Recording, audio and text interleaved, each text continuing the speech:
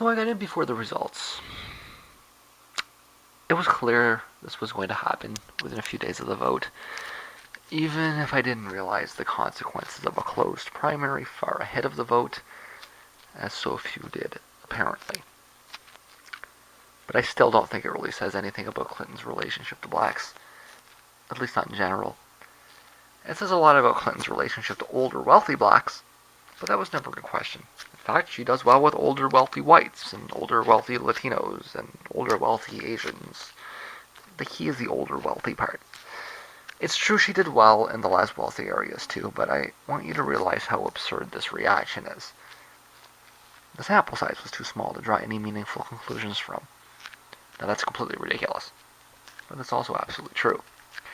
If you hit the New York Times results precinct by precinct, you'll have a hard time finding a precinct with more than 400 cast ballots. The harsh reality is that you can't draw any meaningful conclusions from such a screwed up sample. Okay? The actual reality is that the most important factor in the voting is that they're mostly lifelong Democrats.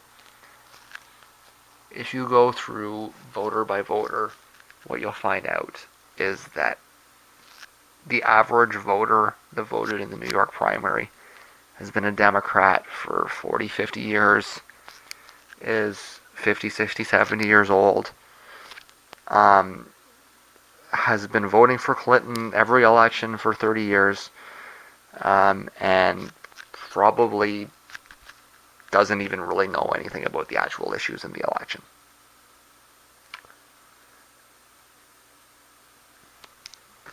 It's just the fact that they're lifelong Democrats.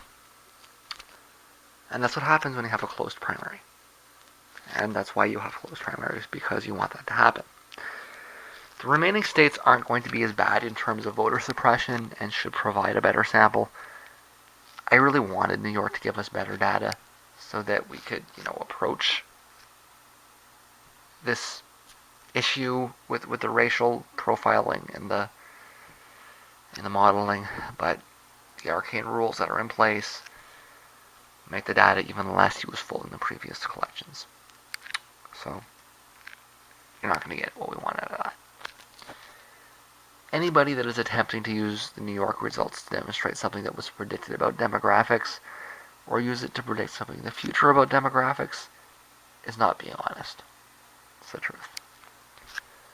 The only thing of any real value that the data from New York tells us is that dyed-in-the-wool, lifelong partisan Democrats are strongly supportive of the Clinton dynasty. And that's not news. We've known that for years. Decades. Even. But again, and let me state this clearly, Sanders will almost certainly lose the Democratic nomination. And the media is pushing hard for him to drop. But he should not drop. Just because he's probably going to lose the nomination doesn't mean his campaign is done. I've laid out the reasons he should run as an independent and why he could very well win if he does. There will be much wrangling on the way there, but it's mostly just an elaborate set of excuses to drag the process on until he can go solo. Could he have won New York tonight if the primary was open? Well, they didn't even cast 2 million votes. There's 20 million people in New York. I think that's well within the realm of possibility. And what we saw happen in New York tonight is consequently not a very strong argument, which is what I said the other day.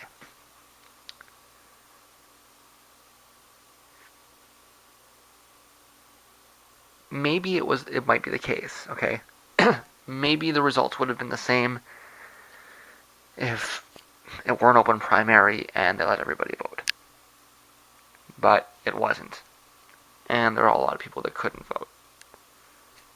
And there's no takeaway from the voting results other than that a lot of people weren't allowed to vote.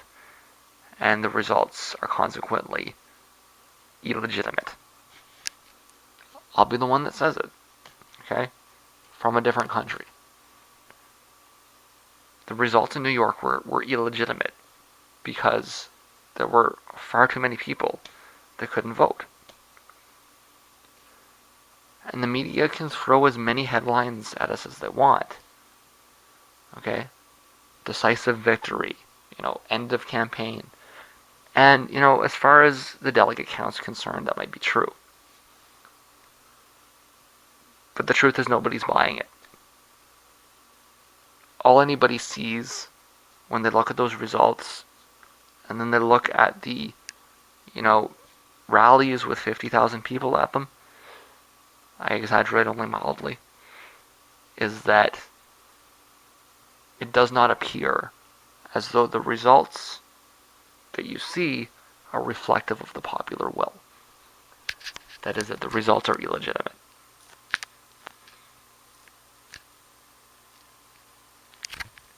And that's what happens when you have a closed primary, is that people will question it, even if it was accurate.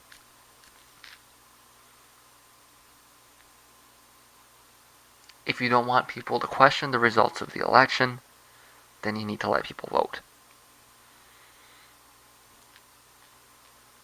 So you're not going to win any arguments with this. Or at least you're not going to have anybody concede any points on it. You might think it's a strong argument, but it isn't.